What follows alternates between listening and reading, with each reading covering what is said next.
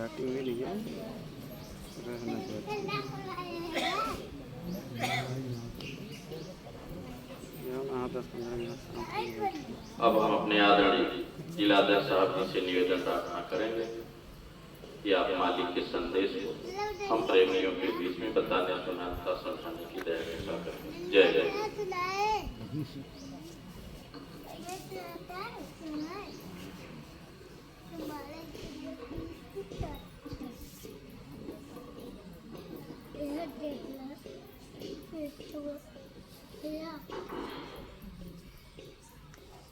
जय गुरुदेव। जय गुरुदेव।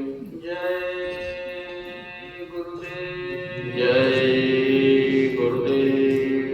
जय गुरुदेव। जय गुरुदेव। जय गुरुदेव नाम किसका? प्रभु का। जय गुरुदेव नाम किसका? प्रभु का।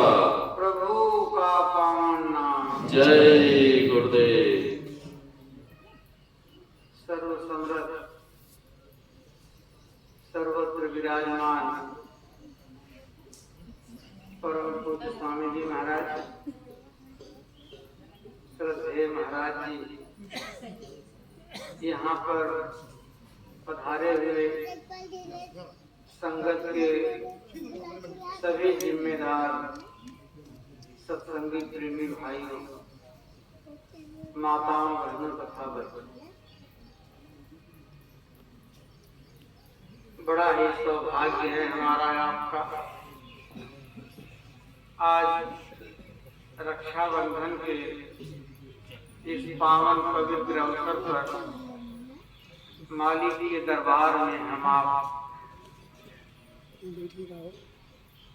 गुरु महाराज के संदेश, पैगाम और आदेश पर चर्चा करने के लिए यहाँ पर एकत्रित हुए हैं।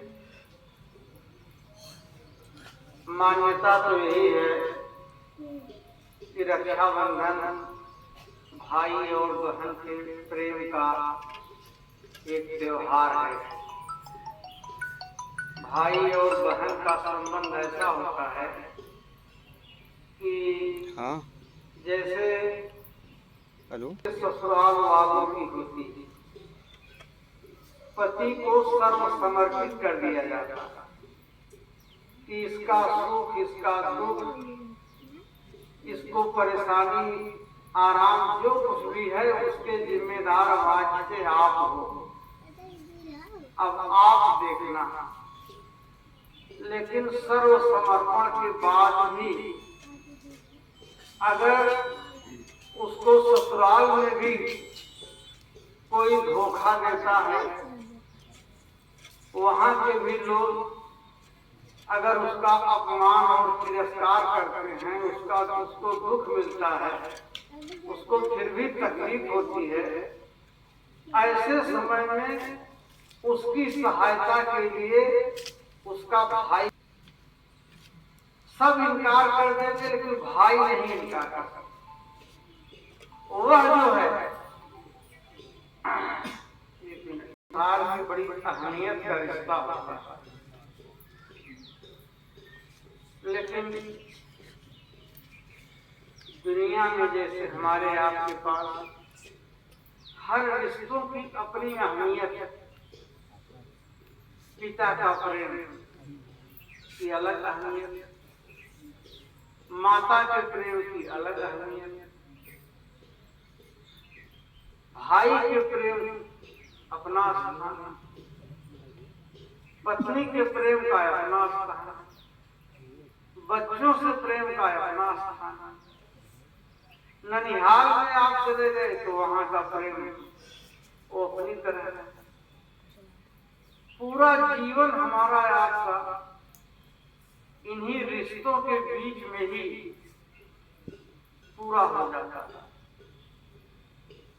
लेकिन अगर जीवन में ऐसा मौका अवसर लगा कि हम आप सत्संग में अगर पहुंच गए, सत्संग में भी ये सब लोगों के नसीब में नहीं होता। सब लोगों के प्रारब्ध में नहीं होता। हेलो। सार के रिश्तों के अलावा हमको एक रिश्ता और मिलता है, वह रिश्ता गुरु का होता है। दुनियादार तो यही सोचते हैं कि भाई हम तो खुद ही इतने रिश्तों में परेशान हैं, कौन सी कमी है रिश्तों की कि एक रिश्ता उसमें और आप जोड़ रहे हैं। लेकिन जब गुरु के रिश्ते की अहमियत समझ में आती है, तब उसके सामने दुनिया के सारे रिश्ते फीके पड़ जाते हैं। क्योंकि गुरु का रिश्ता ऐसा है जिसका संबंध हमारी आत्मा से होता है। संसार के रिश्तों का संबंध हमारे शरीर से रहता है। जब से शरीर का जन्म हुआ तब से दुनिया के रिश्ते बने, आत्मा निकली, दुनिया के रिश्ते वहीं खत्म। लेकिन गुरु का रिश्ता आत्मा से रहता है। शरीर यही है, आत्मा चली गई, तभी तो गुरु महाराज कहते हैं तुम जय गुरुदेव बोलना, मैं मिलूंगा। हमको अपना साथी बनाओ, मैं इधर का भी काम करूंगा, उधर का भी। दुनिया के जितने रिश्ते हैं वो केवल इधर के हैं, उधर के नहीं। और तुम बड़े नादान निकले, तुमने उधर का कोई साथी नहीं बनाया। आपको उस पार का भी साथी बनाना चाहिए। सहजोबाई कहते हैं कुटुंब संघाती बीच के, जितना भी परिवार है, कुटुंब है, इष्ट मित्र हैं, ये तो सब बीच के ही हैं। आदि अंत नहीं कोई, न जन्म के पहले कोई आपका था, न मौत के बाद कोई रहेगा। बीज मिले बीच ही छूटे, सहजो संग न कोई। इन रिश्तों में सबसे बड़ी मुसीबत यही है कि ये बीच में मिलते हैं और बीच में ही छूट जाते हैं। पिता मिले, उन्होंने भी बीच में ही साथ छोड़ दिया। कभी वो चले गए, कभी हम चले गए। माता मिली, उसने भी बीच में छोड़ दिया। कभी वो गई, कभी हम चले गए। पत्नी मिली, उसने भी बीच में ही छोड़ा। कभी उसने साथ छोड़ा, कभी हमने साथ छोड़ा। बच्चे मिलते हैं तो बच्चे भी कभी पहले साथ छोड़ देते हैं, कभी बाद में। धन दौलत जगह जमीन, ये सब मिलते और बिछोड़ते हैं। लेकिन यह है कि जीवात्मा तो अजर अमर अविनाशी है। स्वामी जी महाराज कहते थे, बच्चा जब यहाँ कुछ नहीं था, धरती नहीं बनी थी, चंद्रमा नहीं बना था, सूरज नहीं बना था, तब भी आप थे। आप परमात्मा के अंश, ईश्वर अंश, जीव अविनाशी। और उसके तुलना में ये जिंदगी बहुत थोड़ी है। 70 साल, 80 साल, 90 साल बहुत गई, 100 साल, ये जिंदगी बहुत थोड़ी है। और इसमें उन्होंने क्या किया कि चेतन जीवात्मा को जड़ता में बांध दिया। और ये जीवात्मा युगों युगों से मोह के बंधन में बंधी हुई। और तब से हम आप संसारी हो गए। जड़ चेतन ही ग्रंथ पर गई, यदत मृषा छूटत कठिनाई। तब से जीव भया संसारी, तब से ये जीवात्मा संसारी हो गई। अब हम अपना परिचय भूल गए, इसी देह को ही अपना सब कुछ मानते हैं, इसी धन दौलत को, इसी संपत्ति को। लेकिन ये कितना बड़ा धोखा है। यद्यपि मृषा, यद्यप सब झूठा है, लेकिन छूटत कठिनाई, इसका छूटना बड़ा कठिन है।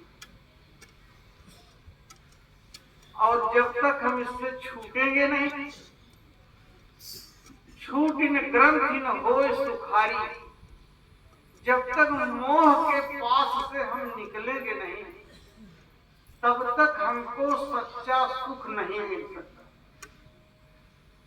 हम रोते रहेंगे यहाँ। करोड़पति भी रोते हैं, अरबपति भी रोते हैं, राजा भी रोता है।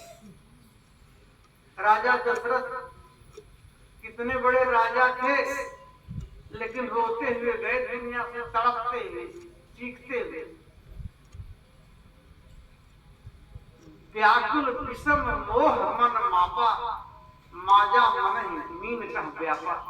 ऐसे तड़पते हुए, छटपटाते हुए लास्ट में गए। तो ये मोह का बंधन, ये बड़ा ही जबरदस्त है।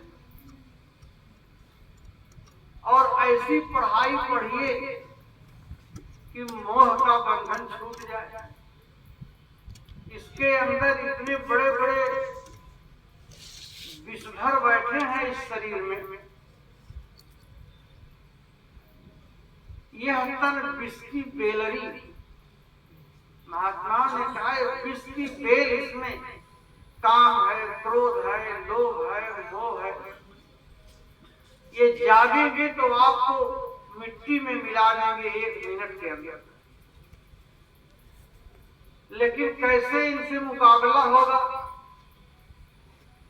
गुरु अमृत की खान। लेकिन जो सद्गुरु होते हैं वो अमृत होते हैं, और तन के अंदर तो तमाम विषैली बेल भरी हुई। इसलिए कहते हैं शीश दिए जो गुरु मिले तो भी सस्ता जाना। अगर सिर देने पर भी गुरु मिल जाते हैं, यह संबंध अगर मिल जाए, जिनको यह रिश्ता जीवन में मिल गया, तो उनसे बड़ा भाग्यशाली और कोई नहीं। बाकी दुनिया के रिश्ते तो सबके पास हैं, लेकिन असली रिश्ता जिससे आत्मा की बचत होगी, आत्मा का कल्याण होगा, हमारा आपका असली काम होगा, वो रिश्ता तो किसी किसी के पास रहता है। इसीलिए महात्मा कहते हैं सतगुरु मिला तो सब मिला। अगर गुरु मिल गए, सच्चे गुरु मिल गए, आत्मा का भेद बताने वाले, मालिक का पता बताने वाले, अगर सतगुरु मिल गए तो जानिए सब कुछ मिल गया। अब किसी चीज की जरूरत नहीं। सतगुरु मिला तो सब मिला, नाहित मिला न कोई, नहीं तो फिर जान लीजिए कुछ नहीं मिला। सब कुछ भरा पड़ा है, धन है, दौलत है, अरबपति, करोड़पति, पूरा परिवार भरा, नाती पोता सब मिला। लेकिन कहा कि अगर सतगुरु नहीं है तो जानो सब खाली। जैसे हनुमान जी रावण को कहते हैं, उसको बड़ा गर्व था, मेरे बराबर वैभव किसका है? सही बात। रावण के समान भरा पूरा परिवार शायद ही किसी का। दसमुख सभा दीख कब जाई, तो कहीं न जाए अति प्रभुता। जब उसके महल में प्रवेश करते हैं तो ऐसी प्रभुता उन्होंने अपने जिंदगी में आज तक देखी ही नहीं। इतना बड़ा वैभव। सबके यहाँ तो नौकर चाकर, उसके यहाँ देवता भी नौकरी चाकरी कर जोरे सुर दिसिप विनीता और भृगुट विलोकत सकल सजीता। उसने अपनी साधना से सारे देवताओं को अपने बस में कर रखा। यमराज को तो हमेशा अपने पैर के नीचे दबा के रखा था, क्योंकि उसको वरदान था कि यमराज तुम्हारा कुछ नहीं कर सकते, ये तुमको नहीं मार सकते। उसने वरदान प्राप्त किया। कोई भी देवता बेटे थे, पुत्र थे, पौत्र थे, सब भरे परिवार, हर तरह से। लेकिन जब हनुमान जी ने उसको देखा, कहा इसके पास सब कुछ भरा पड़ा है, एक ही चीज नहीं है, भगवान की भक्ति नहीं है इसके पास, प्रभु का प्रेम नहीं है, बाकी तो सब कुछ। देख प्रताप में कप मन शंका, जिम यह गण गरुड़ शंका।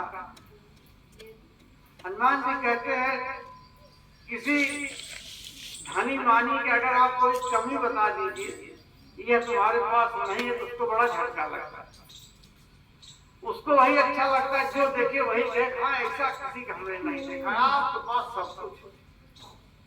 लेकिन उसको समझाते हैं, कहते हैं राम विमुख संपत्ति प्रभुताई, जाय रही पाई बिन पाई। अगर भगवान की भक्ति नहीं है तो ये सारी संपत्ति, सारी प्रभुता रहते हुए भी समझो नहीं के बराबर। कहते भगतहीन नर सोहै कैसा। हनुमान जी कहते हैं प्रभु अगर इंसान के पास भक्ति न हो, बाकी सब कुछ भरा हो, हराता हुआ जारा सब देख करके, लेकिन महिमा उस बादल की होती है जिसमें पानी हो। बिना पानी का बादल, ऐसे ही बिना भक्ति का मनुष्य। तो ऐसे ही कहते हैं कि अगर सद्गुरु मिल गए और सद्गुरु से प्रेम हो गया, तब आप भरे पूरे हो। सद्गुरु मिला तो सब मिला, नाहित मिला न कोई। माता पिता सुत बांधवा, ये तो घर घर हो। माता पिता पुत्र पत्नी कहा, ये तो हर घर में है, लेकिन सतगुरु हर घर में नहीं होते। और काम इन्हीं से बनना। गुरु महाराज कहते थे बच्चा, ये जो रक्षा बंधन का मतलब रक्षा आत्मा की होनी चाहिए। बहादुरी तुम्हारी इसमें है कि अपनी जीवात्मा की रक्षा कर लो। किससे रक्षा करनी है? ये जीवात्मा नरकों में न चली जाए, ये जीवात्मा 84 में न चली जाए, इसकी रक्षा हो जाए, ये कर्मों के बंधन से मुक्त हो जाए, ये अपनी जगह चली जाए, अपने घर परिवार में जिसके लिए मिला हुआ है मनुष्य शरीर, अपना काम आप बना लो। ये चीज, ये वचन वाणी तो जब महात्मा के पास जाएंगे तभी मिलेगी। अरबपति, खरबपति, बड़े बड़े पढ़े लिखे ज्ञानी विद्वान, लेकिन उनके यहाँ ये चर्चा नहीं मिलेगी। हमारी असली तकलीफ क्या है, असली मुसीबत क्या है? महात्मा कहते हैं ये तो सत्संग में ही मिलेगा कि सूरत तू दुखी रहे हम जाने। हमारा वास्तविक स्वरूप आत्मा का है। वो आत्मा को, उनका संदेश आत्मा के लिए। क्योंकि जब महात्मा मिलेंगे तो बताएंगे बच्चा ये शरीर तो किराए का मकान, ये यहाँ पे आपको मिला हुआ है, मकान मालिक ने थोड़े दिन के लिए आपको दिया।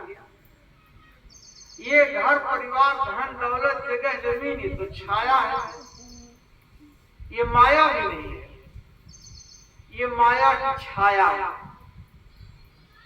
और छाया के पीछे आप बर्बाद मत हो जाओ, क्योंकि ये तन भी तुम्हारा नहीं रहेगा। धन की तो बात ही छोड़ दो, जब तन ही नहीं रहेगा तो धन की क्या बात। लेकिन आपका दुख आप झेल रहे हो, यहाँ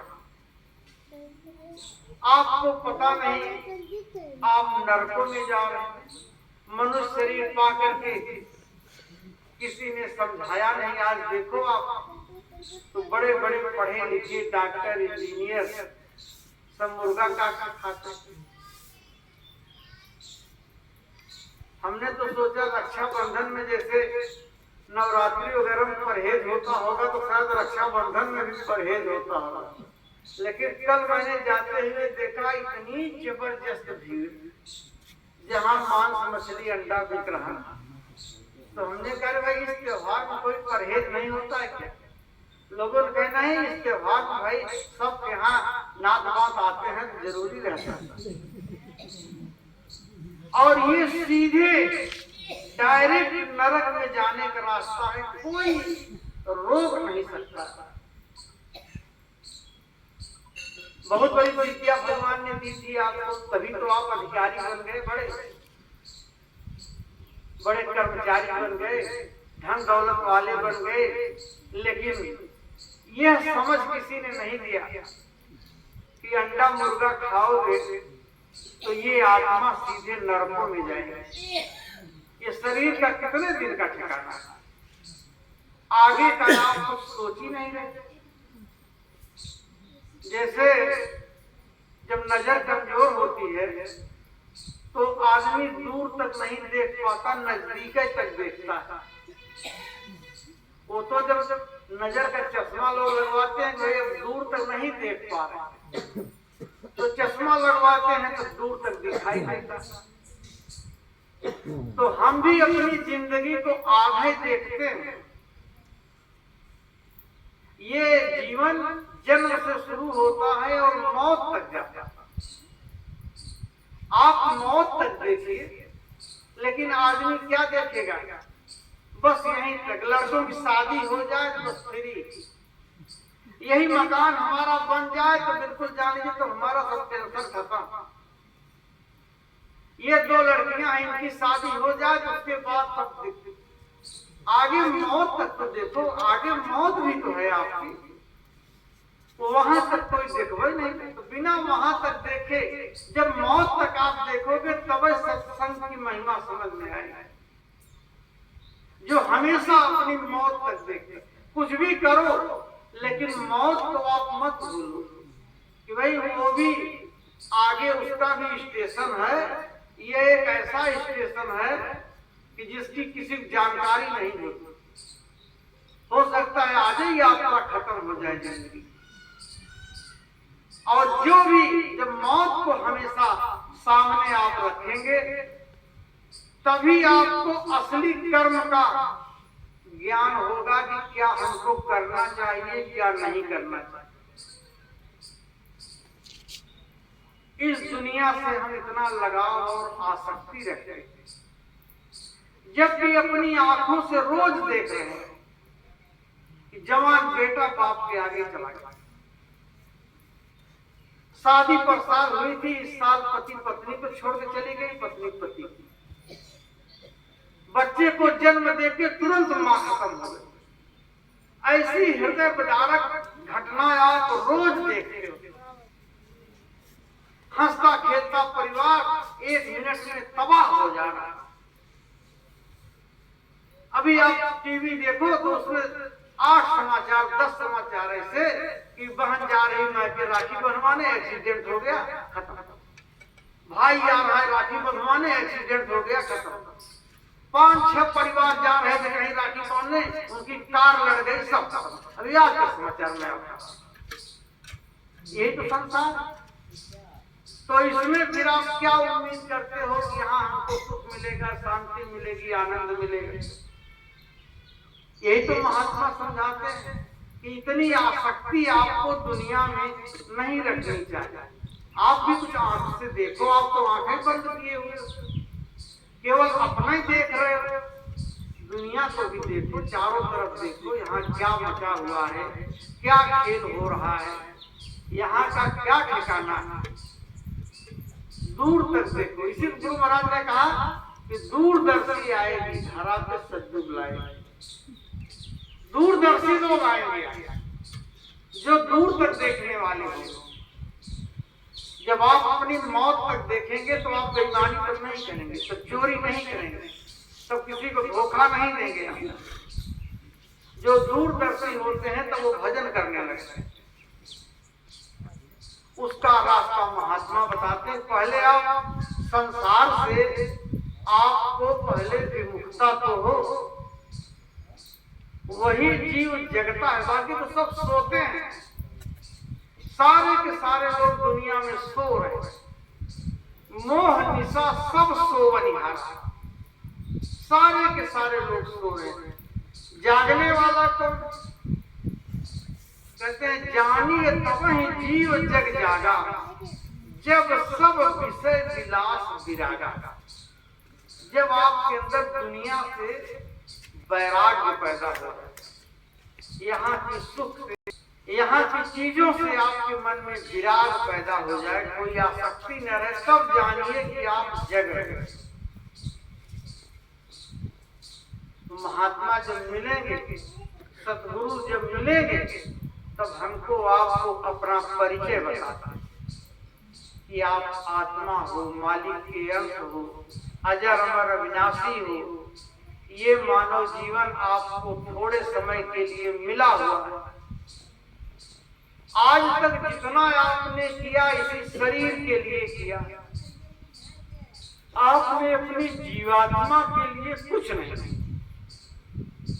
शरीर के लिए खेती किया, शरीर के लिए नौकरी किया, शरीर के लिए दुकान किया, शरीर के लिए मकान बनवाया, शरीर के लिए धन कमाया, शरीर के लिए गाड़ी खरीदा। सारा सुख इसी शरीर को देने के लिए आपने पूरा जीवन खत्म कर दिया। लेकिन आत्मा के लिए, आत्मा की बंधन मुक्ति कैसे होगी? आत्मा को सुख कैसे मिलेगा? आत्मा को आनंद कैसे मिलेगा? इसका आपने कोई काम ही नहीं किया, तो पूरा जीवन तो धोखे में चला जा रहा। इसीलिए कबीर साहब कहते हैं, ते दिन गए आकार थे, संगत भई न संत। जब तक संत नहीं मिलते तब तक पूरा का पूरा जीवन व्यर्थ चला जाता। लेकिन जब संत मिलेंगे तभी नई शुरुआत करते हैं। कह रहे बच्चा, असली काम बना लो, नहीं तो तुम्हारे हाथ कुछ नहीं लगेगा। अपना काम बना लो। सूरत तू दुखी रहे हम जाने, हमको पता है तू दुखी है। संसार में बहुत रोना पड़ता है, पिता के लिए, माता के लिए, पति के लिए, पत्नी के लिए, बच्चों के लिए। हम आप कितना रोए, कितने जन्म से रो रहे हैं। बीमारी आ गई, तकलीफ आ गई, जन्म मृत्यु झेल ही रहे हैं। कर्मों का लेन देन, नरकों में, 84 में ऐसे ऐसे कर्म जो हैं, यहाँ किसी को पता ही नहीं नरक 84। आप हत्या कर रहे हैं। और महात्मा कहते हैं, दिल भर मक्खी खाए के कोट गौ दे दान, और काशी करवट ले मरे निश्चय नरक निदान। नरकों की यातना बड़ी भयंकर। जितनी पीड़ा बताओ, एक बेजुबान जीव को आप मार रहे हो, काट रहे हो, इतनी अकल नहीं है तो उसका बदला आपको नहीं देना पड़ेगा। वैसे आप भी काटे जाओ, वैसे आप भी मारे जाओ। हर चीज का कोई उससे बच नहीं सकता। एक बार स्वामी महाराज से गाड़ी से जा रहे थे, एक जगह से गाड़ी रुकी थी, एक चाय वाला था बगल में, और एक कुत्ता आकर के उसके दुकान पर कुछ चाटने लगा।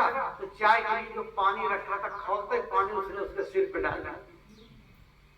अब चिल्लाता हुआ कुत्ता भगा, पूरा सिर उसका जल गया। तो सब कहने लगे कि बड़ा बेरहम है, और इस तरीके से सब उसको कहने लगे। तो स्वामी महाराज कहते हैं, अरे इसने भी इसके ऊपर डाला। तो भाई कभी उसने भी उसके ऊपर डाला रहा होगा गर्म पानी। यहाँ एक भी चीज जो है वो बिना कर्मों के जाल के, ऐसा छीना जाल महात्मा तो एक एक रख जानते थे। और जो है उसका जो है भुगतान हर चीज का होता है। अगर एक कीड़ा भी मरता है तो वह भी अपना कर्म भोग रहा है। छिपकली खा गई तो उसने भी उसको खाया था, वो कर्मों का अपना बदला। 84 सब कर्मों का बदला ही तो है। जंगल में जाके देखिए तो वहां यहाँ ज्यादा आफत है। वो जानवर वो उसको खा रहा, उसको दौड़ा रहा, उसको मार रहा, उसको घायल कर रहा, तो वहां भी सब कर्मों का लेन देन चल रहा। वहां पैर टूट गया, हाथ टूट गया, वो बेचारा न डॉक्टर अस्पताल जा सकता है, न कोई दवा दारू करा सकता है, न दर्द की गोली खा सकता है, वो पड़ा तड़प रहा। तो कर्मों का भोग है। तो महात्मा देखते ये देखो जीव इस जोनी में गया, उस जोनी में गया, नरकों में गया, वहां ये कितना कष्ट झेल रहा। वो बड़े द्रवित होते हैं। तब कहते हैं सूरत तो दुखी रहे हम जाना। अब की मौका मिला है, आप चाहो तो सारे कष्टों से और उसका उपाय बताती। इसका कारण यही है, तुम्हारे सारे दुख का कारण यही है कि जा दिन पे तुम शब्द विसारा मन संग यारी ठानी। ये दुख तुम्हारा तभी से शुरू हुआ जिस दिन से तुम शब्द से अलग हो गए। ये जीवात्मा शब्द रूप थी और शब्द से ये अलग हो गई और मन को पकड़ लिया। सूरत शब्द धार तज सूरत भुलानी और मन तुरंग संग फिरे लुभानी। पाई देव दुर्लभ नर देहा संयम नियम न गुरुपद ने। शब्द छूट गया और मन का साथ मिल गया। मन जो है वो मूर्ख होता है, मन अविवेकी होता है। विवेक अलग है, मन अलग है। मन मूर्ख। अगर आपको किसी मूर्ख का साथ मिल जाए और उसी मूर्ख के पीछे आपको चलना पड़े तो आपको कितना आराम मिलेगा, कितना आपको सुख मिलेगा। वो मूर्ख है, आपको एक बार नदी के पास ले जाएगा, एक बार पहाड़ पे ले जाएगा, एक बार कुछ करेगा, एक बार कुछ, पीछे दौड़ाता रहेगा, मतलब कुछ नहीं निकलेगा। तो ये मन बड़ा मूर्ख है। कहाँ शब्द का साथ था, चैतन्यता का, मालिक का। यहाँ मन का साथ ये इंद्रियों पे दौड़ता रहता, भटकता रहता, कभी आंख पे, कभी कान पे, कभी नाक पे, कभी जीवा पे। अब उसके पीछे पीछे हम। ये सबसे बड़ी मुसीबत की स्थिति आ गई। महात्मा कहते हैं ऐसी मूढ़ता या मन की, क्या बताऊं, ये इतना मूर्ख है कि अगर प्यास लगी हो और नदी बह रही हो और नदी छोड़ करके जहां ओस पड़ी है, अगर ओस को चाट रहे हो तो कोई आपका बुद्धिमान कहेगा? सब कहेंगे बड़ा मूर्ख है, देखो प्यास लगी है, नदी छोड़ के ओस चाटा। तो कहते हैं ये मन भी इतना मूर्ख है कि परिहरि राम चरण सुर सरिता आस करत उसकन की। ये प्रभु की भक्ति रूपी दरिया को छोड़ दे रहा है और संसार के प्रेम जो है उसके सामने ओस की बूंद है, ओस की बूंद चाट रहा है, हट नहीं रहा है। तो अब इसको कैसे समझाया जाए? बिना इसको साथ लिए कोई काम बनने वाला, ये साथ चलेगा, हमारी मजबूरी है। इसलिए महात्मा हमको आपको समझाते हैं कि देखो अब तो हम आ गए हैं,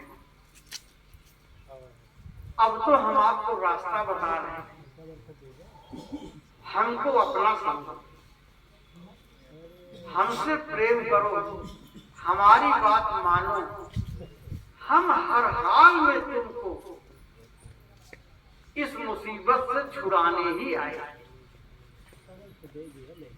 क्योंकि हमारा तुम्हारा नाता है पुराना। जैसे लड़का पागल हो जाए तो बाप भी अगर पकड़ने जाता है तो ईंटा लेकर मारता है वहां। उसको बाप बेटे के रिश्ते कोई ज्ञान नहीं है। तो हम आप भी पागल हो चुके हैं, हम भी सदगुरु को पहचानते नहीं, लेकिन वो तो आत्मा के नाते कि तुम हमारे हो, चलो हम तुमको रास्ता बताते हैं। इतना बड़ा तुम्हारा वैभव, इतनी बड़ी ताकत, इतनी बड़ी तुम्हारे पास शक्ति, चलो अपने घर, यहाँ कुछ नहीं। धाम में अपने चलो भाई, पराये देश क्या रहा है। ये पराया देश है, दूसरे का देश है। यहाँ बस सब निकाल दिए गए तो तुम्हारा भी नंबर लगने वाला है। चंद दिनों के बाद तुम्हारा नाम लेवा कोई नहीं रह जाएगा, न तुमको जानने वाला कोई, न पहचानने वाला कोई रह जाएगा। नामो निशान खत्म हो जाएगा। आप देखो कुछ दिनों तक, जब तक सही साथी है तब तक आपका नाम होगा। पिता आपके चले गए, उनको कुछ जानने वाले होंगे, कभी कभी चर्चा हो जाती होगी। बाबा चले गए, शायद कोई जानने वाला नहीं, पर बाजा को कोई जानने वाला, तो उनको कौन यहाँ पहुंच रहा है। चले गए ऐसे ही तो लोग चले जाते। थोड़े दिन बाद तक जब तक रहेंगे रिश्तेदार, चर्चा होती रहेगी, नहीं तो एकदम नामो निशान को खत्म।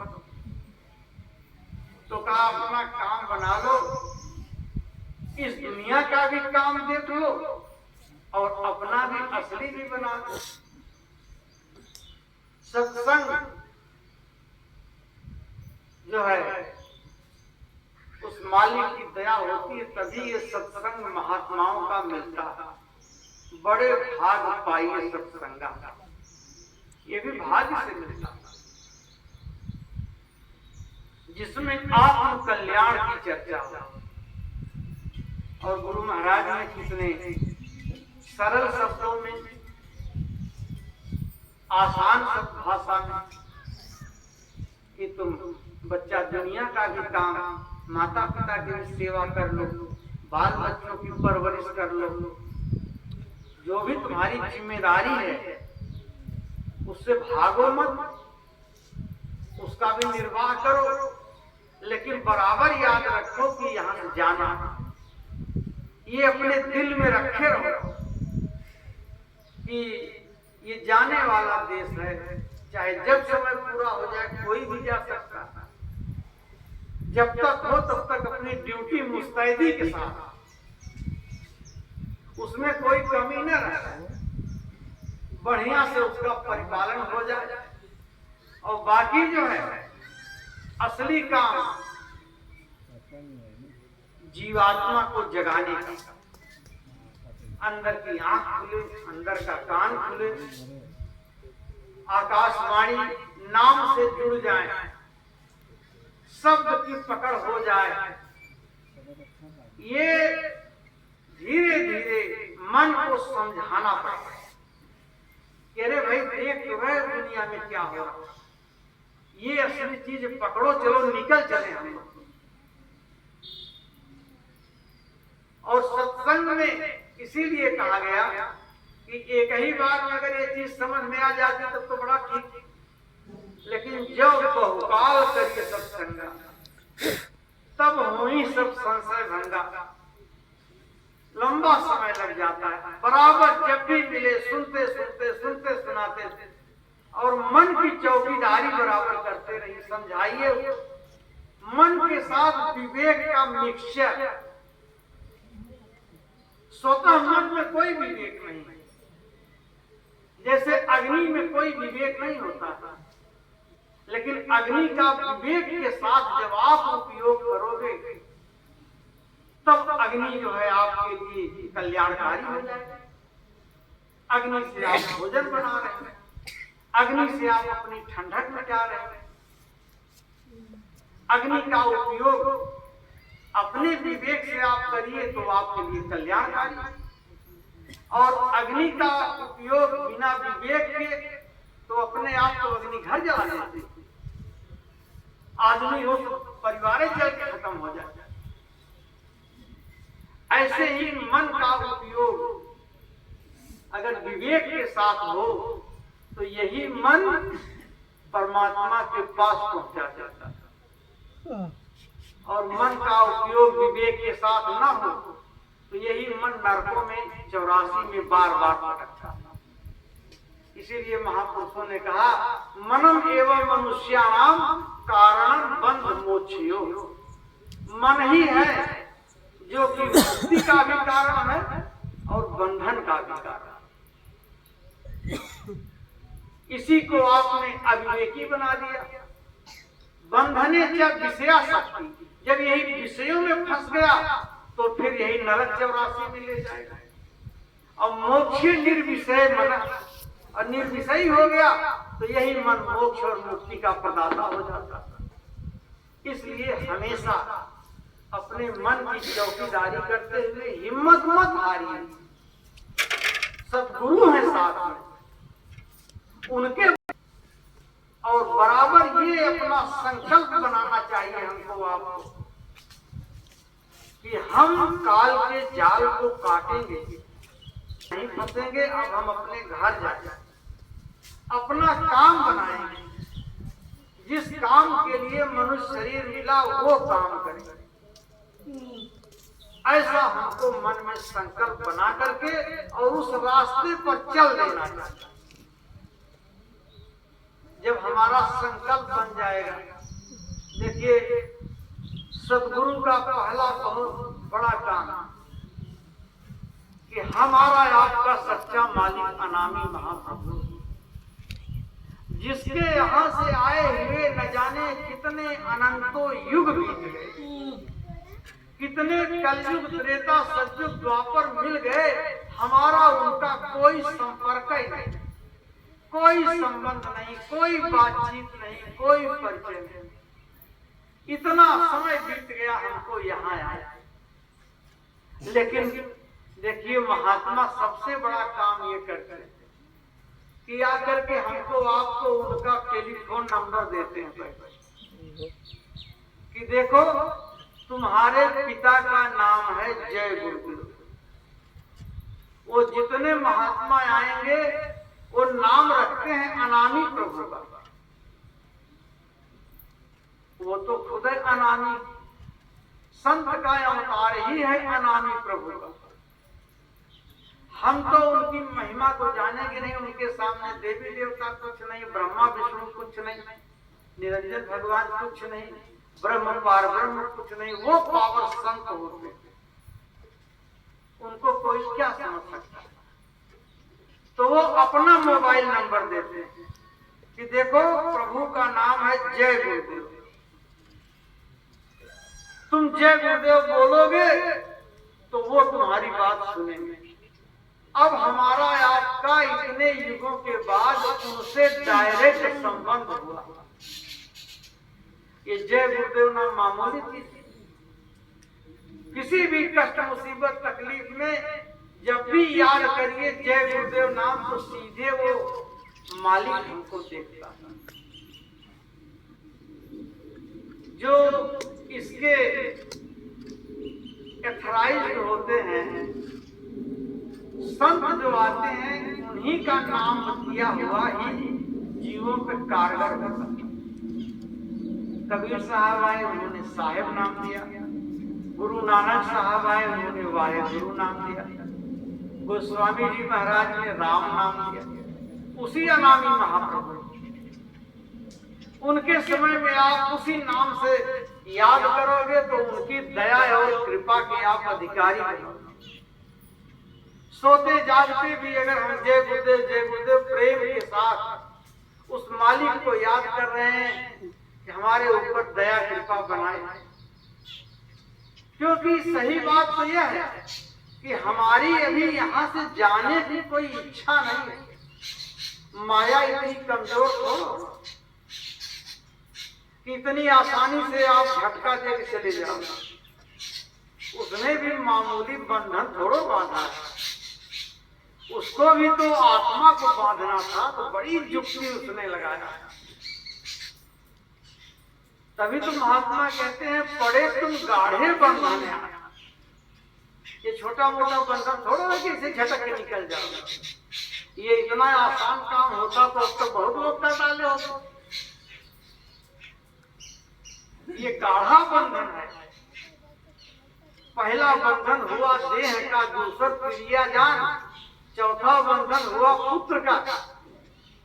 तो ये संसार के रिश्तों का इतना जबरदस्त बंधन है कि हमारी आपकी औकात नहीं है कि कोई पुत्र का प्रेम दिल से निकाल दे, पत्नी का निकाल दे, पति का निकाल दे, धन दौलत का निकाल दे। इतना आसान थोड़ा। बड़ा जबरदस्त कष्ट बांधा। और जब आप उसको छोड़ने की कोशिश करोगे कि चलो सत्संग में चले गए, महात्मा का आशीर्वाद लिया और जल्दी से यहाँ से मुक्ति हो, तो जब जरा सा आपको विराग पैदा हुआ संसार से और जरा से आप संसार से विमुख होना शुरू किए, तो छोड़त ग्रंथ जान खगराया, विघ्न अनेक करे कमाया। जरा सा आप छोड़ने की कोशिश करोगे तो ये माया अपना वो रूप दिखाती है कि आप एकदम थर-थर कांपोगे, फिर हिम्मत ही नहीं करोगे। सत्संग में उधर आके तो पता लगा भैंस मर गई, तब तक पता लगा कोई और घटना, तो 2 बार के बाद आप जावे नहीं करेंगे। जब जब सत्संग जाते हैं तब तक कोई कोई घटना घट जाती है, तो आपका मन ही उधर से भूल जाए। तो माया का यही काम है कि ऐसा ऐसा अड़ंगा लगाएगी कि आपको पूरा जोर लगाती है कि कैसे इसको घुमाओ वहां से, कैसे वहां जाना। बड़ा जबरदस्त उसका खेल। स्वामी महाराज एक बार सत्संग करें, मेरे बच्चा तुमको क्या पता कि वो कितना रौद्र रूप उसका हो जाता, और जब एकदम से तुम उतर जाओगे, नहीं मनवाई नहीं करेंगे, तो एकदम वो तुम्हारी मौत करने का वादा हो जाता है, मर डालता। हिम्मत जो है बात करके, और गुरु का बहुत बड़ा सहारा लेकर तब कोई जा सकता नहीं। 1 इंच किसी की औकात नहीं जो कि माया के देश से जरा भी निकल सके। लेकिन महात्मा भी जब आते हैं, अब उनका तो एक काम है, डॉक्टर का काम है ऑपरेशन करना जिसका, तो अगर रोगी देख के घबराएगा, पसीना छूटेगा, तो कौन डॉक्टर नहीं करेगा? उनका तो काम है कि जीव को यहाँ से छोड़ा के ले जाना माया के हाथ से। तो उनके पास वही हथियारे रहता है। एक ही दवा है सारे मर्ज की, जो अनंतों युगों से हम आप जिस बंधन में फंसे हैं, चाहे जैसे तुम भजन में लगो, और जहां तुम्हारा नाम से संपर्क अगर हो गया, तो उसी के बाद माया का सारा जोर ही वही खत्म। तभी तक देर है जब तक तुम नाम से नहीं जुड़े हो। और जहां जो है जीवात्मा नाम से जब जुड़ गई, शब्द से, तो नाम लेत भव सिंधु सुखाही। जैसे ये नाम से जुड़ी, इधर पूरा भवसागर जो है ये सूख के खत्म हो। इसीलिए कहते हैं सुजन विचार करो मन माही। अरे संतों विचार करो, बड़ी ऊंची बात कही जा रही है। नाम लेत भव सिंधु सुखाही। कुछ लोग कहते हैं नाम माने राम, इन्हीं कहा कि नाम लेत लेत लेत लेत भव सिंधु सुखाही। अगर राम होता तो राम तो कितने आदमी बेचारे कहते कहते आधी उम्र बीत गई, उनका भवसागर नहीं सूखा। नाम ले, नाम शब्द, शब्द ज्यों ही पकड़ेगा। कबीर साहब कहते हैं जैसे चुंबक सार को छुअत ले तो भाई, जैसे चुंबक लोहे को सट से खींचता है, तो सार शब्द क्यों जीव को खींच के आप मिलाया। ऐसे ही वो सार शब्द अनहद वाणी, आकाशवाणी, वो जीवात्मा को ऐसे सख्त से खींच लेते। सार शब्द क्यों जीव को खींच के आप मिलाया। इसीलिए शब्द की सबसे ऊंची महिमा की तन मन वारिये मिले जो ऐसा को। कहते हैं अरे भाई तन मन सब अर्पित कर दो उसके ऊपर। अगर ऐसा कोई मिल जाए, कैसा कि धुन आने जो गगन की, वो मेरा गुरुदेव। जो आसमानी आवाज को पकड़ा दे, वही मेरा सच्चा गुरु। इतनी हमको आपको अनमोल चीज मिली, तो इसके लिए हमको कोशिश करना चाहिए, हमको आपको इसके लिए प्रयास करना चाहिए। यही तो असली काम है कि सब काम पीछे और भजन का काम आगे। भजन में क्या है कि गुरु महाराज कहते हैं बच्चा ये तुम्हारा काम बनेगा, इसमें कुछ तुमको मेहनत करनी पड़ेगी, कुछ हमको करनी पड़ेगी, और कुछ मालिक की दया होगी। तीनों के काम से काम बनेगा। तुमको जो है केवल निमित्त मात्र खड़े तो हो जाओ, संकल्प तो बनाओ, लग तो जाओ, लपटो तुम, वैसे तुमसे कुछ नहीं होगा। अगर तुम ये सोचो कि मैं उसको हासिल कर लूंगा तो ये कतई तुम्हारे बस का है ही नहीं। लेकिन तुम लगो, और जब तुम लगोगे तब मैं भी लगूंगा। मेरे लगने से होगा। जैसे हम आप मिट्टी में केवल दाने को फेंकते हैं, हमारी आपकी औकात नहीं है कि दाने को फोड़ के उसमें से अंकुर निकाल दें। हमारा इतना काम है कि मिट्टी में फेंक दें। लेकिन जब हम फेंकेंगे तो अंकुर फोड़ने वाला तब फोड़ेगा, तब उसके बाद प्रभु की दया होगी। नहीं आप डालोगे तो कुछ नहीं मिलेगा। इसलिए हम लोगों की मेहनत जो है वो निमित्त मात्र।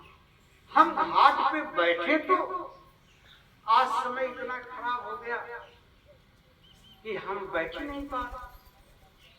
तरह तरह की परेशानी, व्यथा, इधर उधर का कुछ न कुछ लगा हुआ। क्योंकि हमारे खानदान में कभी कोई नहीं भजन किया तो हम ही कहाँ करते। हम तो देखते अरे वो भी नहीं करते थे, वो भी नहीं करते थे, अगल बगल कोई नहीं कर रहा, अड़ोस पड़ोस कोई नहीं कर रहा, नाच बात कोई माहौल ही यहाँ नहीं है। ये तो नई चीज गुरु महाराज ने लाकर खड़ी किया। लेकिन इसमें अगर हम बराबर लग जाएंगे तो ऐसा हो ही नहीं सकता कि हमको आपको उसका लाभ मिले। वैसे आगे तो ऐसा समय आ रहा है, सारी पढ़ाई पीछे हो जाएगी, सारे सब्जेक्ट खत्म हो जाएंगे। सबसे मेन सब्जेक्ट यही रहेगा कि हर कोई भगवान का भजन करे। सतयुग उसी को कहते हैं। जो गुरु महाराज कह रहे हैं सतयुग आएगा तो सब लोग कहेंगे इससे बड़ा कोई सब्जेक्ट नहीं। ये सबसे असली काम। अब भगवान का भजन किसान भी कर रहा है, छात्र भी कर रहा है, अधिकारी भी कर रहा है, राजा भी कर रहा है, सब भजन कर रहे हैं। भजन का रस सब लोग लेना चाह रहे हैं। सतयुग सब जोगी विज्ञानी कर हरि ध्यान करें भव प्राणी। तो जब सब भगवान का भजन करने लगेंगे तो स्वामी जी महाराज बराबर कहते थे, बच्चा तुम अगर भजन करने लगो तो तुमको कोई कमी नहीं रहेगी। तुम्हारा दुनिया का कोई काम रुक ही नहीं सकता। सारी बरकत तब तुमको मिलने लगेगी। तो तुम्हारे घर में कोई मरीज रहेगा, हर काम तुम्हारा आराम से। जैसे रामायण में लिखा कि सब सुंदर सब विरुष शरीर, दैहिक दैविक भौतिक तापा, राम राज ने काहू ही व्यापा। कोई मर्द रहेगा ही नहीं। अगर सद्दू का ही लक्षण उन्होंने लिखा है, अगर सब लोग भजन करने लगेंगे तो सारी बीमारी खत्म हो जाएगी, सारे अस्पताल अपने आप खत्म हो जाएंगे, सब लोग प्रेम करने लगेंगे। जो गुरु महाराज ने कहा कि भजन करने लगोगे, एक भी बच्चा पढ़ लिख करके बेरोजगार नहीं रहे। वो सारा जो है चित्र गुरु महाराज खींच के गए कि वो अभी समय आगे आएगा तो देखोगे पढ़ा लिखा एक भी लड़का। तो आरक्षण की क्या जरूरत? आरक्षण में झगड़ा आप लगा रहे, कर तुमको 27%, तुमको 16%, तुमको 15% और देना किसी को नहीं। नौकरी आपके पास कहते है ही नहीं है और परसेंटेज लगा के खाली लड़ा रहे हो। लेकिन यहाँ गुरु महाराज ने कहा कि शासन की निगाह में केवल 4 जाति रह जाएगी। एक जाति किसान की, एक जाति नौजवान की, एक जाति अधिकारी की, एक जाति व्यापारी की। 4 जाति है और चारों किसान के पास इतना अनाज रहेगा, इतना अनाज खचाखच भरा रहेगा कि आदमी जानवर खा के उसको खत्म नहीं कर सकता। तो फिर वो भी भजन करेगा, उसके पास कहाँ ज्यादा काम है। ट्यूबवेल की जरूरतें नहीं पड़ेगी, माने बारिश से ही जल रामचंद्र के राजा। अगर यही धान में बराबर बरसता जाता तो इतना समरसेबुल चलने क्या जरूरत। लेकिन देखो पूरा सावन भादव बीत गया, पानी नहीं बरसा। लगातार ट्यूबवेलें आप चला रहे, कुदरत नाराज है। कितना पानी आप भरोगे तो 24 घंटा किसान जो है खेत में अपना ले खड़ा, पानी देख रहा और समय समय बराबर पानी मिलता जाता है, उसमें कोई काम ही नहीं करता। कहा एक बीघे में बच्चा 100 मन धान 100 मन गेहूं, आज लोग कहते जानवर न खा ले, कहा जानवर भी खाएगा तो कोई फर्क नहीं पड़ता। कोई भी माँ बहन ऐसी नहीं होगी जिसके चूड़ी में हीरा ना हो। इतनी संपन्नता आ जाएगी, भजन करने लगोगे आप तो ऊपर वाला भी प्रसन्न हो जाता है। देखो सब हमारा याद, इतनी संपन्नता है। उसका एक इतने उदाहरण दिया कि सारी चूड़ियों में ये हीरे जड़े जाए। जैसा आप पढ़ते हो कि राम के यहाँ आंगन में मड़ियां गिर गई, सोने के खंभे लगेंगे। तो ये सब यही कुदरत, इन्हीं पहाड़ों में गुरु महाराज कहते थे रत्नों की खान है। इसी समुद्र में रत्नों की खान है। ऐसा ऐसा फेंकेंगे, लहर आएगी, कुंटलों सोना आ जाएगा किनारे। तो कोई किसी तरह की कमी नहीं। छात्र भी सुखी, व्यापारी भी सुखी, किसान भी सुखी, सब। तो ऐसा समय ले आने के लिए हमको आपको कुछ तपस्या करनी। अगर उसी तपस्या में हम आप कमर कसे रह गए तो उसी बहाने हमारा आपका भी ये मन का मैल दूर होगा और हमारा आपका भी मन का एक निशाना बन जाएगा। यही मन कहेगा केवल भजन, हम कुछ नहीं जानते, जल्दी काम बाहर के निपटाओ, चलो बैठो। ये मन खींच के ले जाएगा। थोड़ा सा पहले इसको आदत पकड़ाई जाए, पहले तो जबरदस्ती आदत पकड़ाई जाती, तभी तक मेहनत है हमारी आप कि इसको घाट पे खींच खींच के रोज ले जाएंगे। तो धीरे धीरे मालिक की दया होगी तो यही मन अपने आप उधर भागेगा।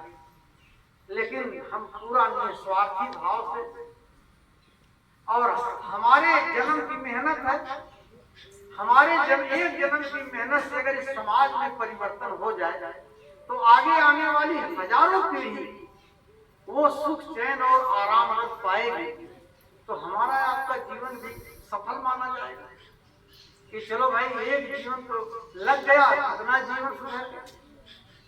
एक जीवन का बलिदान किया लोगों ने तो आजादी मिल गई। देखो कोई भी काम बिना बलिदान के नहीं होता, बिना मेहनत के, त्याग के। भगवान राम जब आए परिवर्तन करने तो उन्होंने भी परिश्रम और त्याग का इतिहास बनाया। 14 साल वो भी राज वैभव त्याग कर जंगलों में भटके, दर दर पुष्प पत्ते पे रहे, नंगे पांव रहे, कंदमूल फल खाया। और उनके सामने भी कितनी कठिनाई, कितनी मुसीबत का वो इतिहास है। ठंडी गर्मी बरसात जो बिताए वो बिताए, फिर पत्नी का हरण हो गया, फिर उसको खोजते खोजते कितना पहाड़, कितना नाली कूदे चढ़े। फिर जब पता लगा उनका तो पूरी सेना एकत्रित किया और फिर जाकर के समुद्र के किनारे बैठे। अब बताओ इसको पार करके तब जाएंगे। जो लागे सद्योजन सागर करे सो राम काज मत यागर। तो वह उस युग की आज लोग कहते हैं आज बड़ी समस्या है, ये परेशानी वो, अरे वो परेशानी हमारे आपके बस की नहीं। उस युग में पैदा हुए होते तो हमारे आप जैसे लोग भाग गए होते। उनका साथ देना बड़ा कठिन था, लेकिन लोगों ने उनका साथ दिया। वो भावना लोगों के अंदर आई, उन्होंने सहयोग मांगा। गुरु महाराज कहते थे उनका, भाई मैं धर्म की स्थापना करना चाहता हूँ, आप लोग मेरी मदद करो, मैं राक्षसों का संपूर्ण विनाश करता हूँ। कहा हमारे पास तो कुछ नहीं, हमारे पास तो जान है। कहा तो जान का संकल्प लो, एक जान अगर तुम लोग दे दोगे तो फिर हजारों वर्ष के लिए धर्म आ जाएगा। जान का लोगों ने संकल्प किया और तब लड़ करके देखो इतना बड़ा इतिहास। ये तो गुरु महाराज ये सर्वोच्च सत्ता थे और इतना समय खराब है, कहाँ त्रेता कहाँ कलयुग। यहाँ का जीव इतना कमजोर, मन इतना कमजोर कि यहाँ अगर जान का संकल्प बोलवाते तो एक तो आदमी में खड़े हो। यहाँ अगर 10 रुपया दे दे तो जानिए जाने के बराबर। आज का वो समय जमाना, लेकिन ऐसे खराब समय में भगवान कृष्ण आए, उन्होंने कितनी लड़ाइयां लड़ी। मामूली समय था वो, ऐसे थोड़ा धर्म स्थापना था। सब कठिनाई थी धर्म के आगे। 11 अक्षौणी सेना थी दुर्योधन के पास और 7 अक्षौणी सेना थी पांडव के पास। 4 अक्षौणी माने करोड़ों की संख्या ज्यादा थी। मामूली अक्षौणी में मामूली संख्या नहीं रहती। वो सेना में भी 20 थे। उनके पास ऐसे ऐसे योद्धा थे जो मरना ही नहीं जानते थे। भीष्म पितामह को दुनिया में कोई मार ही नहीं सकता था। द्रोणाचार्य को कोई मार ही नहीं सकता था। अश्वत्थामा को कोई मार नहीं सकता था। एक से एक उधर थे, तो कैसे वो सोचे कि हमारी हार हो। लेकिन इतनी कठिनाई के बाद भी इतना भीषण और भयानक युद्ध हुआ कि दोनों तरफ की सारी सेना खत्म। उधर के भी सब खत्म हो गए, केवल 3 आदमी बचे। कृपाचार्य, अश्वत्थामा, कृतवर्मा, गिनती के 3 आदमी। 11 अक्षौणी में जितने लोग मैदान में आए थे सब मारे गए। और इधर भी 7 अक्षौणी में सब मारे गए। पांडव मिलाकर के 15 आदमी इधर बचे। 18 दिन में 18 आदमी बचे। 18 अक्षौणी सेना खत्म। तो मामूली खून की नदी बही, तब जाकर परिवर्तन आया। ऐसे थोड़ा आता था। लेकिन आज का समय जो इस समय का है, ये गुरु महाराज हमारे सर्वोच्च पावन अनामी महाप्रभु, और उन्होंने एक बहुत बड़ी नींव डाली। किस चीज की नींव थी? ये नींव परमार्थ की नींव थी। उन युगों में और आज के युग में अंतर क्या? उस युग में त्रेता में भगवान राम आए, उन्होंने एक भी आदमी को अपने घर जाने का भेद नहीं बताया। उनके यहाँ आत्म कल्याण की बात नहीं थी। भगवान कृष्ण ने एक भी जीव को अपने घर जाने का भेद नहीं बताया, क्योंकि उनके पास पावर नहीं। अपने घर जाने का भेद केवल संत के पास है।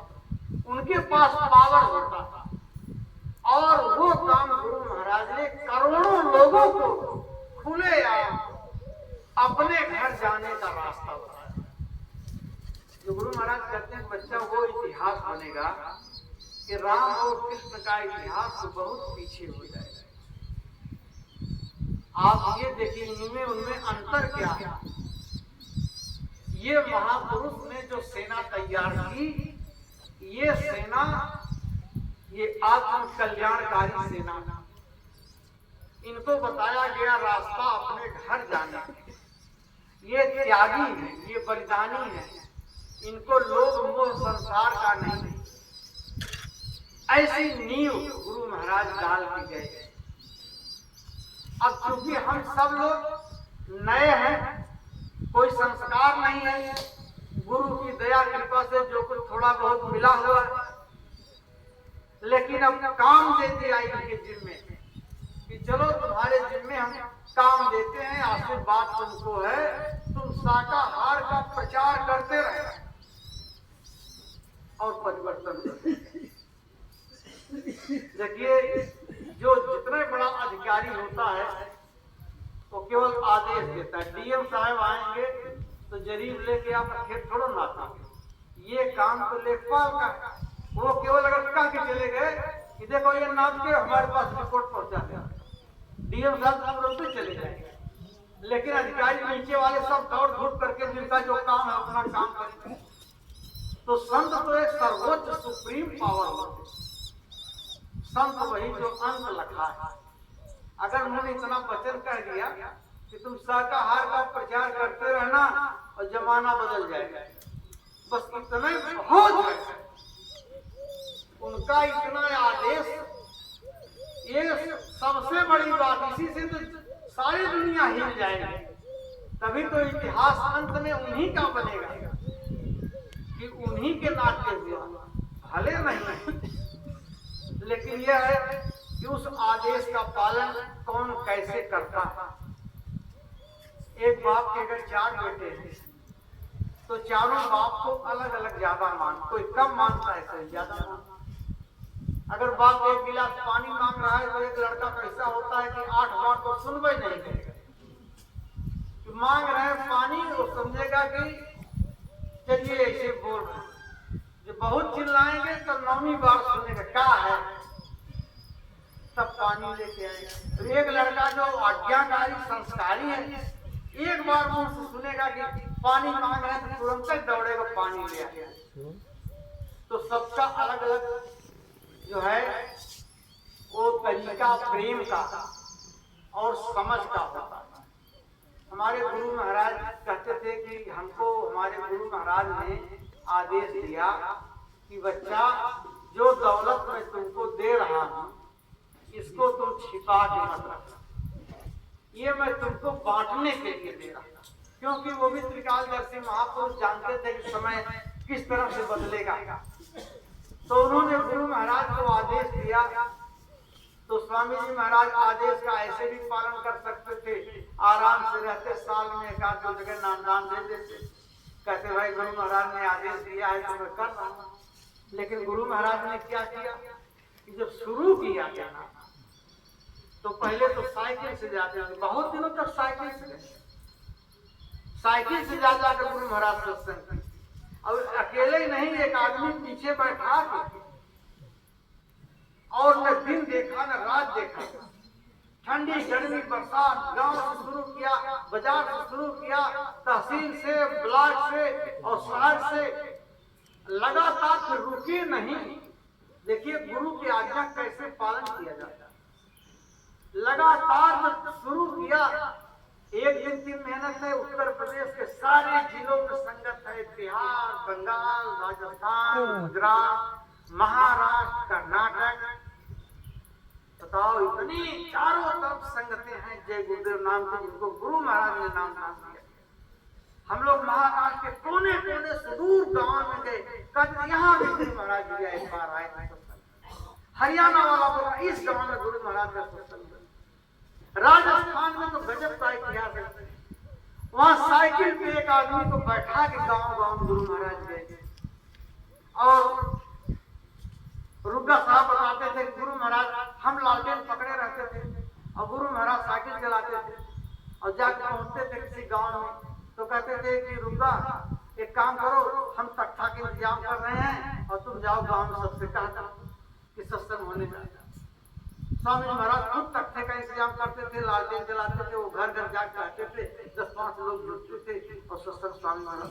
कभी कभी स्वामी महाराज मौज में कहते थे आज तुम तख्ता लगाओ हम जा रहे हैं, खुद ही जाते थे, सबसे कह के आते थे। और इस तरह से नींव डाली है गुरु महाराज और मेहनत किया, तब इतना बड़ा समाज खड़ा हुआ। अब उसके बाद देखिए गुरु महाराज ने आदेश तो सबके लिए दिया, हमारे आपके लिए, कि शाकाहार का प्रचार करते रहना। लेकिन महाराज जी जिस तरीके से उनका, भाई गुरु महाराज का आदेश है, उनको आप देख रहे हैं 1 मिनट के लिए बैठ रहे हैं, वो हमारे आपके लिए एक आदर्श, कोई समय नहीं खराब करता। बस किसी तरह से गुरु पूर्णिमा बीती, तुरंत निकल गए राजस्थान, वो वहां से आए तुरंत 108 दिन के लिए राष्ट्रीय अध्यक्ष के लिए एक ब्लॉक में 3-3 दिन कार्यक्रम करता। ऐसे में हमको आपको भी बैठना नहीं चाहिए। हमारा आपका क्या फर्ज और कर्तव्य बनता था। जैसे भरत गए, जब बड़े आराम से रह रहे थे, रथ से जा रहे थे राम को मनाने, लेकिन जब यहाँ पर पहुंचे जहाँ निषाद राज का राज था, जहाँ राम घुसे थे, जब उसने उनका समाचार कहा कहाँ सोए थे, तो दिखाया का एक कोनरा बना के रखे, इसी सोए थे। हम तो बहुत कहे कि गद्दा लेते आए, लेकिन माने नहीं।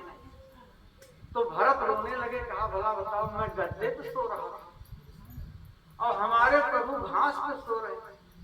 कहा जो पैर में पहने थे वो भी निकाल दिए, नंगे पैर गए। तब उनकी हिम्मत नहीं पड़ी कि अब मैं रथ में बैठ, तब वो भी नंगे पैर पीछे पीछे वहां पहुंचे कि भाई जब वो इतनी मेहनत इस तरीके से है तो और जब वहां उनका रहन सहन देख के आए कि बांस की झोपड़ी में और इस तरीके से रह रहे हैं। देखिए भक्ति इसी का कहता, प्रेम इसी को कहते हैं। सच्चा प्रेम जब दिल का होता तब उनकी हिम्मत ही नहीं पड़ी कि मैं राजमहल में घुस जाऊं। वो राजमहल उनको जैसे लगे आग लगी हुई। उन्होंने हाथ जोड़ा, विश्वामित्र के पैर पड़े, कहा देखो मैं भी एक झोपड़ी बना के रखा, झोपड़ी बना करके, और वो भी जमीन पे सोए, वो भी जो है वही घास फूस पे जैसा देख के आए थे।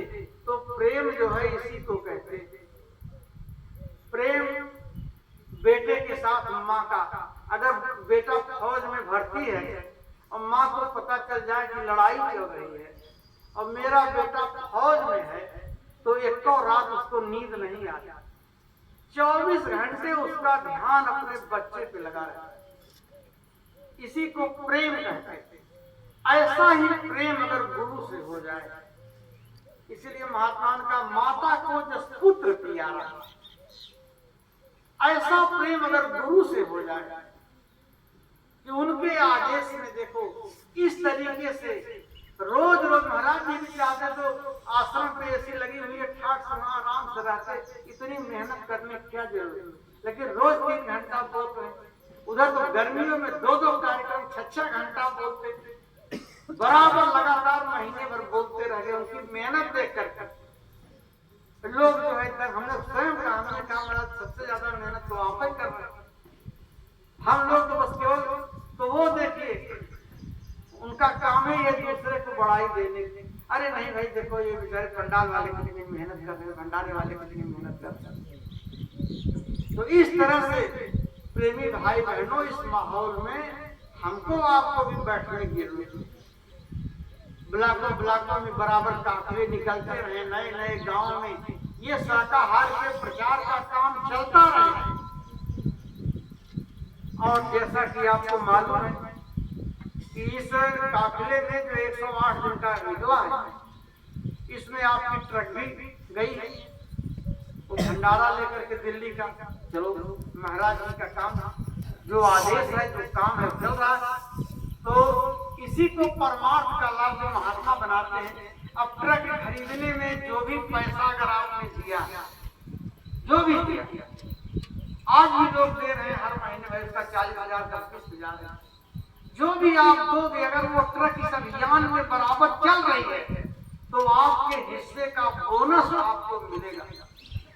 और अगर इस परमार्थ की लड़ाई में आपने सहयोग किया है तो हाल काल की हिम्मत नहीं है कि आपको अपने दायरे में बांधेगा। तो महात्माओं को भी पॉइंट मिलता है, अरे भाई ये मेरा सेवादार है। ये यमदूत क्या होते हैं? यमदूत 2 पैसे का नौकर है। इसको केवल हरकारा जैसे चपरासी होता है कि जाओ खाई में खा लाओ, तो वही है इसकी क्या होता।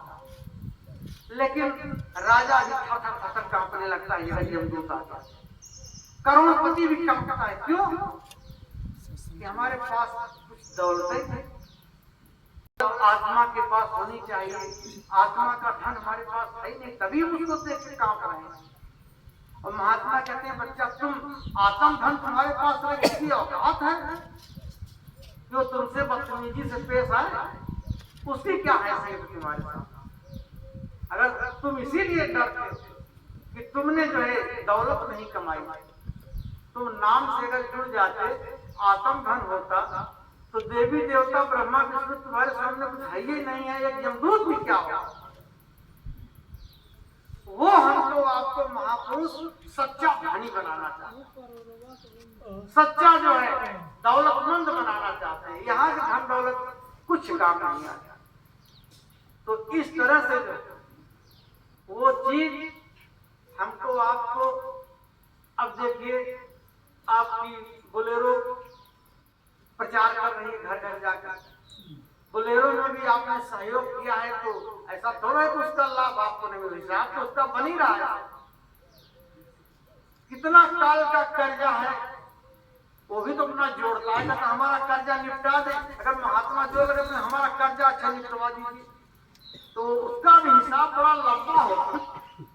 जैसे अभी किसी से आपने 10,000 ले लिया, तो सूद मूल जोड़ के बना देता है 55,000, उसको बना दिया लाखों में ले गया, तो वो भी देखता है कि हमारे सूरज का इतना रोशनी इन्होंने लिया, इतना पानी इन्होंने लिया, हमारी धरती का इतना अन्न, सब उसी का तो है, इतना कर्जा इनके ऊपर, और महात्मा फिर अपना हिसाब लगाते हैं, देखो इसने इतना हमारे काम में इतना दिया, हमारी मजबूरी इतना, मजबूरी तो उनको देना है, तो ज्यादा मजबूरी दे करके काल का आपका कर्जा कर हिसाब करा दें, तो कितना बड़ा हित है आपका।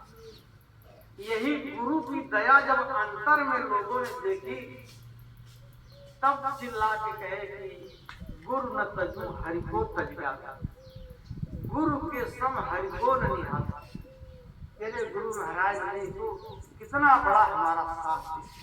हम तो 10-20-50 हजार देते हैं, सोचते हैं हम ही बहुत बड़े दानदाता, और गुरु महाराज के ऊपर हमने एहसान कर दिया, और गुरु महाराज के लिए तो कुछ नहीं।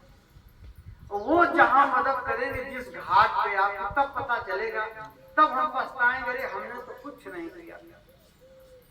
जैसे द्रौपदी ने केवल एक चीरा फाड़ के साड़ी गई थी तो उस पर लपेट दिया, तो कृष्ण भगवान चाहते भाई तुरंत नई साड़ी मंगवा के द्रौपदी को दे देते कि बहन तुमने हमारे लिए साड़ी फाड़ दिया और ले जाओ, अगर करते तो वही हिसाब हो जाता।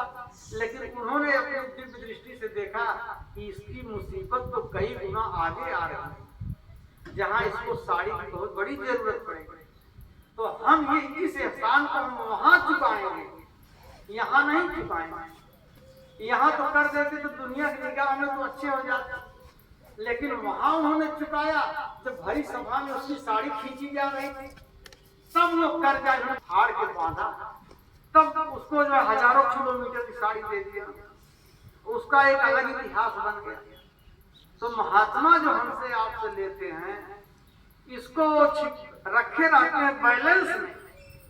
जब काल के घाट पे यमदूत यमराज के दरबार में जब वो हिसाब करता है कि इनके ऊपर इतना कर्जा है और इनको नरक में जाना पड़ेगा, 84 में जाना पड़ेगा, तब महात्मा अपना रजिस्टर लेकर वहीं पहुंच जाते हैं। खबरदार, ये देखो मेरा सेवादार है, इसने इतना इतना हमारे काम में सहयोग किया है, अब हमारी मजबूरी इतना हम इसको दे रहे हैं, और तुम्हारा कितना पन है वो कटवा खत्म कर, सब लोग चिल्लाते हैं गुरु का नाम लेकर। हमको नहीं पता था कि इतने बड़े हित से हैं, जहाँ न बाप पहुंचा, न बेटा पहुंचा, न रिश्तेदार पहुंचा, कोई धन दौलत वाला, लेकिन गुरु महाराज वहां पहुंचते थे। इसलिए सबने गुरु की ही गीत गाए। तो इसलिए प्रेमी भाई बहनों, अब वहां पे देखिए, और फिर जो आदेश मिला, महाराज जी ने कहा कि 5 कार्यक्रम आप बदायूं में, अब 108 दिन का है काम, तो 12, 13, 14, 15, 16 नवंबर को जौनपुर जिला कराएगा। अब ये तो अच्छा हमको आपको समय मिल गया 2 महीने की तैयारी का, नहीं तो जिनकी ड्यूटी रेलिये में लगी वो सब बेचारे तुरंत से लग गए। अब वो कितना समय पाए होंगे सेवा इकट्ठा करने का।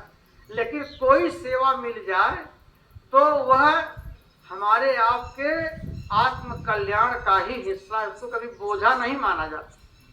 अब 4-4 ब्लॉक लगा दिया गया एक कार्यक्रम करने के लिए।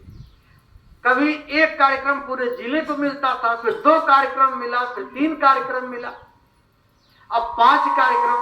और आगे समय आ रहा है एक ब्लॉक में जब 8-8 कार्यक्रम एक ब्लॉक कराएगा, तब धीरे धीरे लोड बढ़ेगा। वो भी महाराज ने हमसे खुद कहा, मैं जौनपुर में 90 दिन रहूंगा, 3 महीना आपा के जिले में, और पूरा जो है कोई 10-10 किलोमीटर कार्यक्रम लगाइए, कहीं छोड़िए मत, एकदम पूरा रौंद डालें।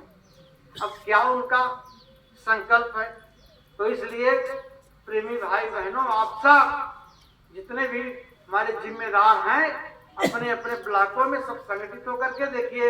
रजिस्टर आपको वैसे 3 की मीटिंग में यही जो लोग हैं यही उनको दे दिया जाए। इसी तरह से आप नगद सेवा है, गेहूं, चावल, दाल, सरसों का तेल, रिफाइंड तेल, मसाला, नमक, ये आप कितना कितना दे रहे हैं। काल बनाएगा, इधर वाली मजदूरी हम बनाएंगे। तो इसलिए कोई बाकी न रहे, सब जिम्मेदार। ऐसी योजना बनाइए घर घर जा करके, और प्रेमी के अलावा दूसरे से नहीं, दुनियादार से नहीं कहना, जो दायरे में आ गए इन लोगों से, और लेकर के इकट्ठा करिए कि अभी अक्टूबर है, नवंबर है, 2 महीने में कम से कम एक संगत में तीनों ब्लॉक 4 ब्लॉक मिला के 3 लाख कम से कम हो जाए। ऐसा थोड़ा बता के हमने देखा कई जगह बदलापुर ब्लॉक से हमारे ब्लॉक है, उसमें राम अखबार देखा पूरा हर नया पंचायत की मीटिंग बुला करके एक आदमी का लिख रहे और सब लोग बड़े उत्साह से लिखा रहे और कमी कुछ नहीं पड़ेगी। इतना आनंद लीजिएगा आप लोग देखेंगे। अरे भाई पैसा कम है तो राशन ही दे दो, थोड़ा ज्यादा देखा जाएगा तो उसको बेच के पैसा बता दीजिएगा। ये इसी काम के लिए है कि अगर हम दाना ज्यादा हो जाएगा तो उसको हम बेच के पैसा बना लेंगे। सब हिसाब आपके सामने रहेगा। देखो भाई इतना खर्चा हुआ, उसमें मोटा मोटा 51 हजार महाराज जी को देना, 15,000 जो है वो कार्यालय में देना। जितनी गाड़ी हर बानी दया कृपा पूरे संगत पर बनी रहे कि हमारे मन में मजबूती बनी रहे, आपके चरणों में विश्वास श्रद्धा बना रहे और हम लोग हर हुकुम पर अपने को कुर्बान करते रहे। यही दया की भीख इस रक्षाबंधन के अवसर पर गुरु महाराज से हम सबके लिए मांगते हैं और इसी के साथ अपनी वाणी को विराम देंगे। मालिक के नाम को आप लोग प्रेम के साथ बोलेंगे। जय गुरुदेव। बाबा जी का कहना है शाकाहारी रहना है, किसने तन मन किया खराब, अंडा मछली मांस शराब, क्या खाने से होगी भलाई, साग सब्जी दूध मलाई, मुसीबतों से बचना है शाकाहारी रहना है, बीमारियों से बचना है शाकाहारी रहना है, कुदरती मार से बचना है शाकाहारी रहना है। कुदरत है तैयार खड़ी, आगे तबाही बड़ी बड़ी, अगर नहीं चेतोगे प्यारे तौबा तौबा करोगे प्यारे। बाबा जी तो बचा रहे हैं, शाकाहारी बना रहे हैं, हिंदू मुस्लिम सिख ईसाई शाकाहारी हो जाओ भाई, हाथ जोड़कर विनय हमारी हो जाए सब शाकाहारी। बाबा जी की अर्जी है, आगे आपकी मर्जी है। देखिए गायों